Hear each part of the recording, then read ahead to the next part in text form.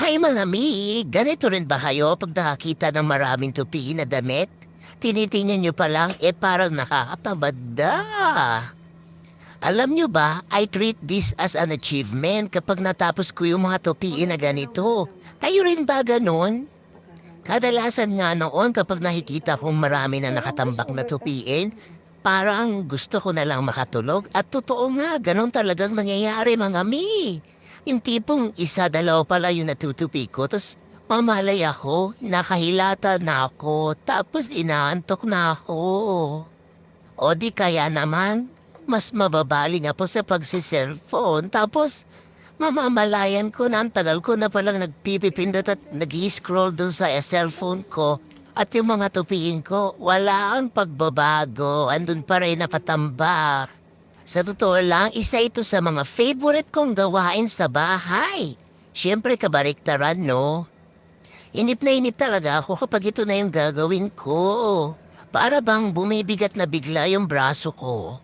Mas gusto ko pang maghugas ng plato, kaya maglaba. Wag lang talaga yung pagtutupi, mga mi. Ito yung tipong parang sarap lang ihagis ng mga damit sa labas, no? Kasi ikaw na nga naglaba, ikaw pa magtutupi. Tapos, samahan pa ng makukulit na chikiting. Yung tipong natailang saway ka na hindi pa rin talaga sila nakikinig. And ang malupit pa doon, natupi mo na't lahat yung mga damit nyo, maayos na ang patas, tapos doon pa talaga sila tatakbo. Pero dito ko rin natutunan na it's a matter of self-discipline talaga.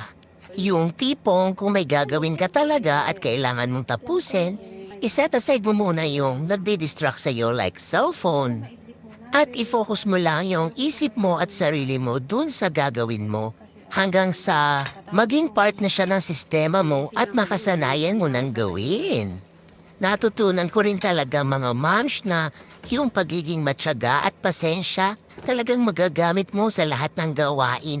At yun talaga ang the best na makakatulong para sa ating mga mommies kahit hindi mga mommy applicable yun. Sana nga natutunan ko to bata-bata pa lang ako. Siguro mas mabilis ang pag-asenso ng buhay. Yung kaya mong mag-focus talaga sa mga dapat mong gawin at hindi ka agad-agad nadidistract. Kaya naman yung mga life lessons ko talagang intentionally na sinishare ko sa aking anak. Tinuturo ko sa kanya yung mga benefits na nakukuha dun.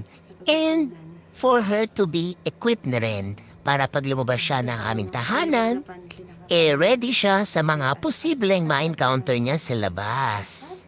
O diba, pag natapos na tayo sa ating mga gawain, feeling proud ka sa sarili mo at feeling achieved. So that's all for today. Until next time, bye!